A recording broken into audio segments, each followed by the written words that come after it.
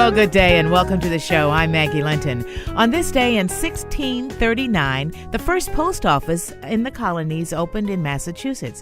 In 1956, the Nat King Cole Show debuted on NBC, becoming the first variety show hosted by an African American. And in 1974, Walter E. Washington became the first elected mayor of Washington, D.C. So let's get started. Later this hour, the herbal pharmacist David Foreman will discuss dealing with chronic pain using natural and herbal remedies. But we begin the hour with our good friend, author, businessman, and professor, Stacy Young. Still trying to get here. We're going to talk about a number of different topics, including dealing with depression, working with prisoners, children, and a whole lot more. Welcome, Stacy. Well, good morning, Maggie. How are you? I'm just doing good. How's the traffic out there, huh? Oh, my gosh. I don't know what's going on. It looks like it's a snow day. Well, it is a rain day, and you know they can't drive here in D.C. with the rain, right? Yeah, guess not. Yeah. All right, so let's talk about the busy you, because you've just got so many hats in the ring. Yeah, you got to keep busy. It's all about keeping the hustle going, right? Exactly. Talk about your work. I know we're going to talk about a little bit about depression, but as I tell you so often when we're talking, your work with prisoners and those who are incarcerated is really some of your most rewarding work. Oh, absolutely. And it actually got even better here just recently because, in a recent interview that I did, a guy was asking me about my work, and I was telling him how impactful God has been in my life and in the things that I've done. And it's been really incredible because I was in the jail with this one guy just probably about a month ago. And as we were having a discussion, I thought I overheard him say that he wasn't going to be part of a discussion that we were going to do about overcoming challenges. And I said to him, you know what? Why don't you participate in this? Because I thought I heard you say that you didn't want to be involved. He said, no, Mr. Young, I didn't say that. He goes, I'm actually going to be involved. He said, you know what? I'm tired of having this life. I don't want to do this anymore. I want to have better opportunities. And so being in there in front of this man who's breaking down in front of other men and saying that he wants his life to change, nothing more powerful than that. Yeah, very true. And so often it takes a little bit longer for the light to go on with them because they become the in and out people, out in and then out. But they don't think about the impact that is being made on their families who are having to struggle without them. Exactly. And that's one of the biggest challenges is when you're out there and you think that you're alone and you don't have anybody to support you. All right. So talk about the work and what you do when you go into into the prisons. Yeah, so when I'm in the jails, I basically just teach them about business, life, and soft skills. So it's helping these guys to understand basic business skills, teaching them about life through inspirational quotes, and then teaching them also about soft skills that can be communication, negotiation, time management, critical thinking, but all of these things that are essential for these guys once they come out of jail to be productive members of society and to be able to better have opportunities for advancement and to promote themselves as well. Well, so often what is going on with them is the fact that they did not prepare themselves. And also, educationally wise, they may be on the short stack when it comes to reading and just using their common sense to get ahead. Right, and then being in this environment where they're around other guys that are similar in nature, where they are trying to better themselves as well, it's a powerful thing. And one of the things that I love to do in my setting is I like to have a collaborative type approach where folks are free to express themselves so they can comment on the things that are going on. And when we're in that environment and when they find something that they connect to and then they can tell their story or tell things from their perspective, then it becomes more powerful because then some of the other guys open up and they're like, you know what? Well, my story is bad, but it's not as bad as some of the things that everybody else is going through. And in so many cases, you may be one of the first people that's ever taken the time to ask them to tell their story. I'm sorry, can you say that again? I said so often you may be the only person who's ever taken the time to ask them to tell and share their stories. Absolutely, and I think that's one of the things that allows me to connect with them the most, not only because somebody's listening to them and actually cares, and that all starts from the time that we have that first conversation. That first conversation when these guys are meeting me, I let them know that I don't see their uniforms that they have on.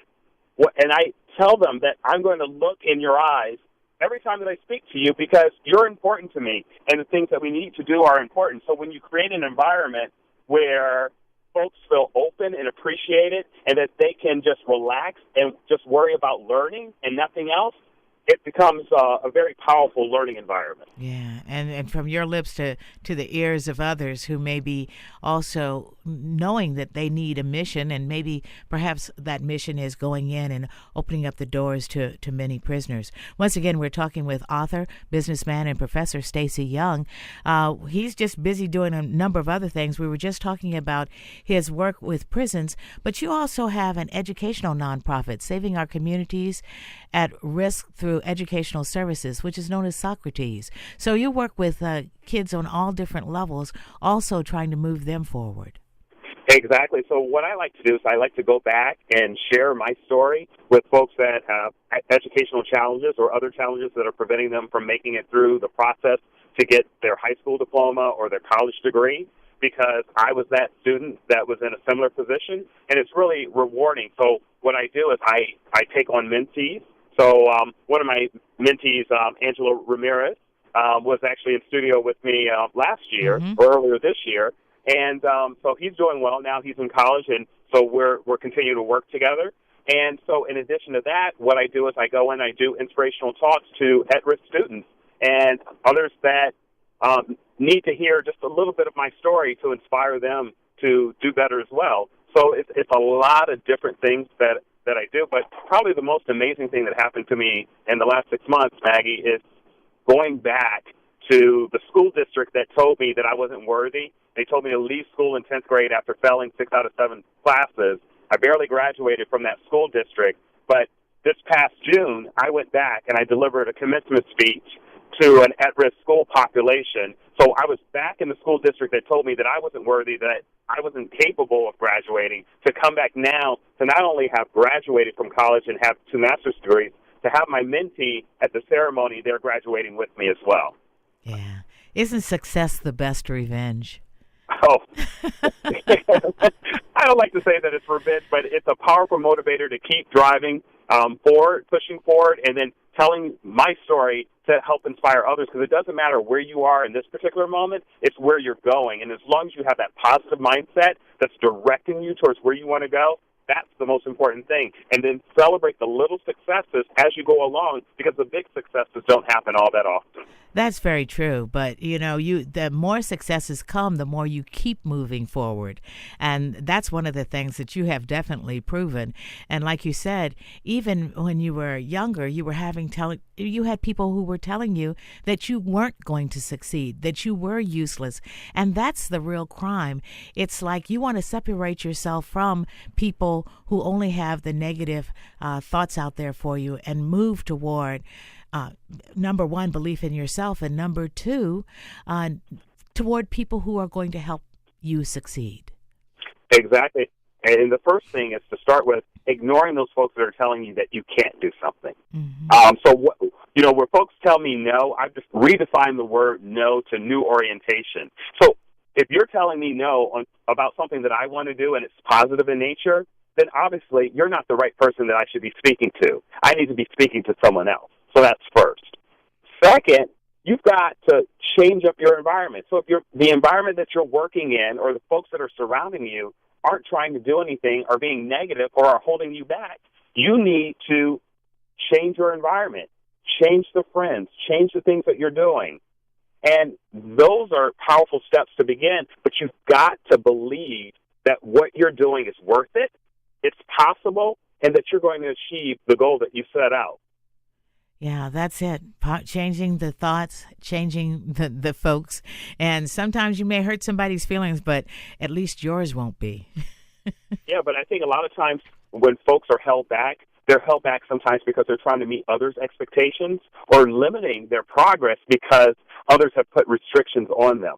And so where I like to help folks to redefine their purpose, their life, and turn things around towards a positive perspective is to say you've got to develop that self-confidence and belief within yourself first. And it doesn't matter what's going on right now. There's always something that you can have at least one positive thought about. Mm-hmm. Start there. And the thing that my brother told me in the moments where I had my biggest life challenge in March of last year, where I almost took my life, was he said, Stacy, you've got to stay in the moment. Don't worry about what's going on in the future. Don't worry about what's going on. Stay in this moment. And when you focus on this moment, that's the only thing that you really can control. So make this moment your best moment every day. Yeah. And if you've got negative moments from the past, let those go. Exactly. But also deal with them.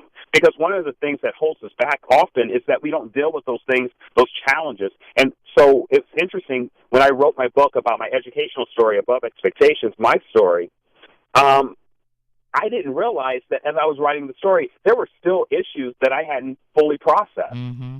So once I processed those, I allowed myself to let that go. But one other thing that comes to mind real quick is I went to this leadership retreat once, and they said, write down everything that's bothering you that you want to let go or that you want to tell somebody. Get it all out on a sheet of paper. So we wrote it all down, and then in a safe, controlled environment, we burnt the paper. Mm-hmm. And it was a symbolic way of allowing it to come out of your system and then letting it go. And so whether you do something that's a physical act like that or you do it within your mind, process whatever you think is holding you back or something that's bothered you in the past, fully deal with it, and then let it go. And you have to truly let it go before you can move forward. Stacy, you have been a positive voice out there for a while and just continue to write, and you're also writing for the Huffington Post, too. Yeah, so I've been doing that since September of last year, and that's actually one of my greatest fulfillments right now. And Maggie, whenever you want to take a break, we can do so, but I can continue on here because I'm actually in the parking lot now. Okay. Have you walked into the building yet?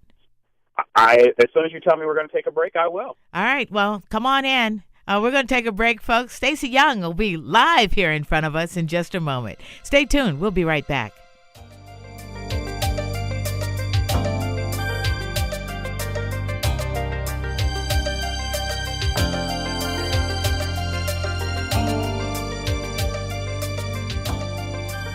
Featuring guests that highlight everyday life. You are listening to The Maggie Linton Show on Sirius XM Urban View. This just in. The 2-year TV price lock from Dish is just $49.99 every month for 2 years. That's right, 2 years, one price, and no hidden monthly fees like the other guys. Now, this is the kind of news we've all been waiting for. No worries about your price going up the second year. It just won't happen. So call 1-800-CALL-DISH and get the 2-year TV price lock before it becomes old news. Even better, you get 190 channels and the Hopper Smart DVR. In summary, here's that deal again. Dish 2-year TV price lock, just $49.99 every month for 2 years. 2 years, one price. No hidden monthly fees like the other guys. Plus, it includes the Hopper Smart DVR and 190 channels. Just call this number today, 1-800-CALL-DISH. Requires credit qualification, 24-month commitment, early termination fee, and e-bill autopay. Taxes and surcharges not included. Offer ends January 13th, 2016. Other restrictions apply. For further details, 1-800-CALL-DISH.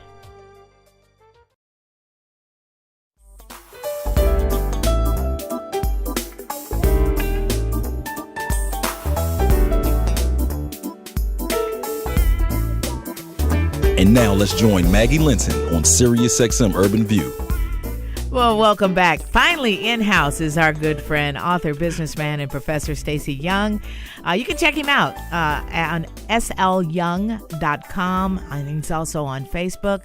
But we're just talking about a number of different things. Stacy's the busiest man on the planet. He's busier than a long-tailed cat in a room full of rocking chairs. And we're going to talk about focusing on happiness. Because as we move into the holidays, not everybody's always happy. In fact, they have a tendency to put even more pressure on themselves because they got to buy, they got to do this, they got to do that. Yeah, there's a lot of stuff going on. I mean, You said so much there. So yes, I always believe that idle hands are the devil's workshop. So I might as well keep busy doing positive things versus doing some of the other things that I could be doing but don't want to be doing. But the holidays are a tough period for a lot of folks. And, there's a lot of folks that are going through things right now. They're depressed. They're dealing with financial challenges. They don't have a job. So it's like, how do you get up every day when you've been looking for a job for a long period of time and nothing's happening?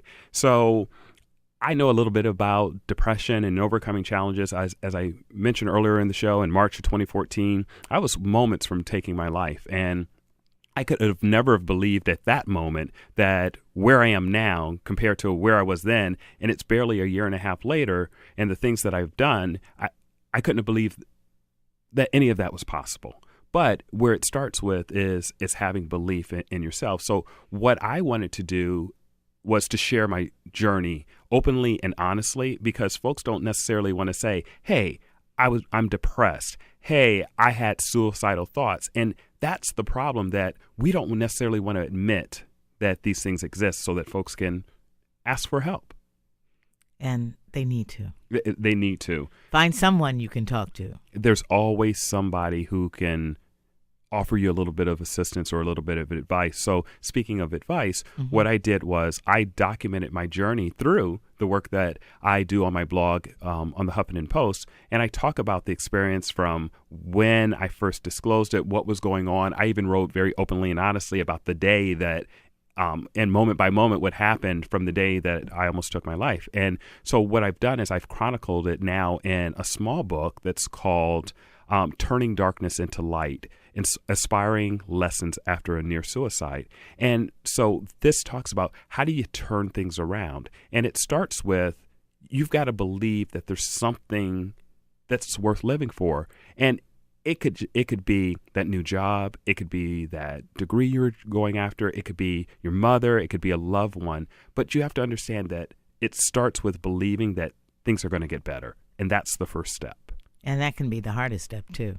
It is. But what I have found from my experience is that was the hardest step, but it was the most important. And the quicker you take that first step towards moving forward is the beginning of starting to turn things around. And so what I did was I said, I'm going to move forward. I know it's difficult at this particular moment, but I'm going to move forward. And then I created a list of things that I wanted to do, and I started working through the list. And so when you start taking the focus off of yourself towards something that you want to do that's positive in nature, it helps. But the biggest thing that helped me was, and folks don't often think about when you're going through a difficult time, that you can go back and help somebody else. So the biggest thing for me was going into the jail. And folks told me, go in the jail years before that or a year or so before that. I was like, I'm not going into jail. Ain't no way I'm doing that. But now I have found that it's the most rewarding thing. And I think it was the thing that saved my life, because even when I was having my moment, I realized that I still had value. You know, what you just said, though, is making the list. And once you start making those dreams come true, your list continues to expand. And you can continue to add to it, because the dreams don't just stop with what's just on that list. Exactly. And I think the other thing that we need to think about, and as I was going through my recovery, and, I'm still in my recovery process, what I did was I created a mnemonic for depression so that other folks can use it. So anyone who's affected by depression, they can use it. So first is the D, decide. Decide to seek treatment to obtain help to become better. E, educate yourself about depression by obtaining information and working with a medical professional. P, persistence. is required to complete treatments, as it may take time and patience to resolve any medical issues, because sometimes we want things to be better today, and it's not going to happen today. It's a process, and you have to be willing to go through that process. R, reevaluate. Reevaluate any treatment plans periodically for effectiveness and to ensure that it's the best thing for you, because we might start on a treatment plan and it might not actually work out. So you might need to reevaluate that. Encouragement. You should use your social circle, your family, your friends, your church, any organizations that you belong to sort of work together to help encourage you to move forward. And then S, seek. Seek moments of silence to decompress, reflect, and relax on an ongoing basis, because sometimes we don't take time to just sit down and just be quiet and be still and just reflect, because that self-reflection is an important part. Then there's the next S, which is support. You need to support others on their journey to get better, which can help you too. And that was one of the biggest things that helped me, because when you have value, you realize that you have value in helping someone else. Then initiate. Initiate activities that can aid with stress relief, and that can also create moments of happiness, including laughter.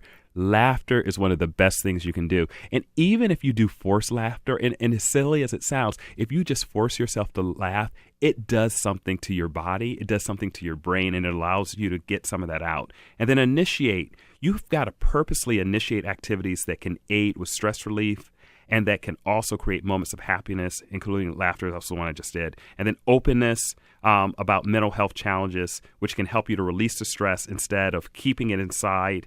Releasing stress can often help to expedite the recovery process, because one of the biggest things is we're not vulnerable enough. We don't allow ourselves to be vulnerable, to share our stories and our struggles, to say, I need help. And once we allow others in and we release that we need help, then others can come in and help us. And then the final one is never give up, as the feelings of being depressed can be associated with a moment. And remember that life is about cumulative moments, and your next positive experience might be just moments away.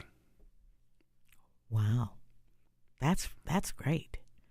That is really wonderful. That's something that should be posted everywhere, especially for someone who may be suffering. Because you've worked out the formula and using the word so that they don't have to be depressed. Exactly. And if folks want to look at my work relative to my journey through and educating others about depression, you can go to my website. There's a hidden page on my website, which is slyoung.com/depression.html.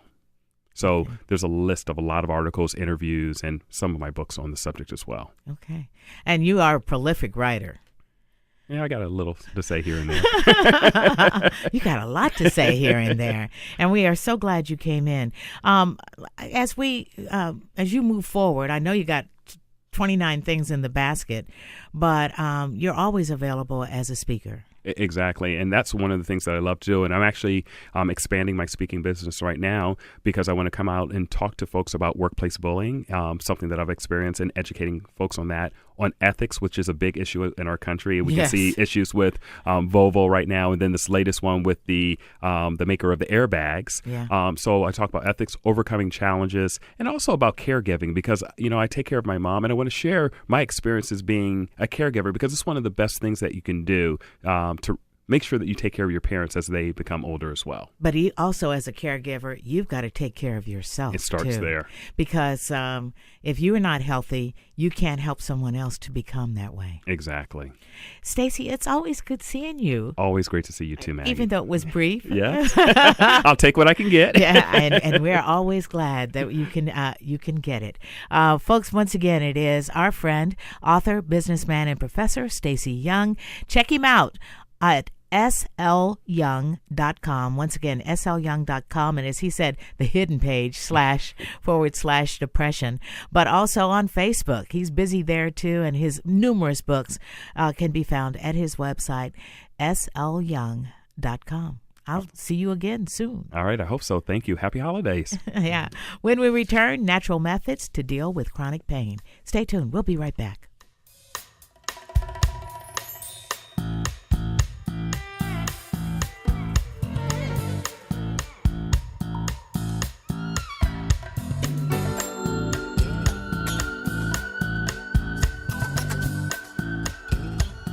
We'll be right back with more conversation about today's hottest topics right after this short break.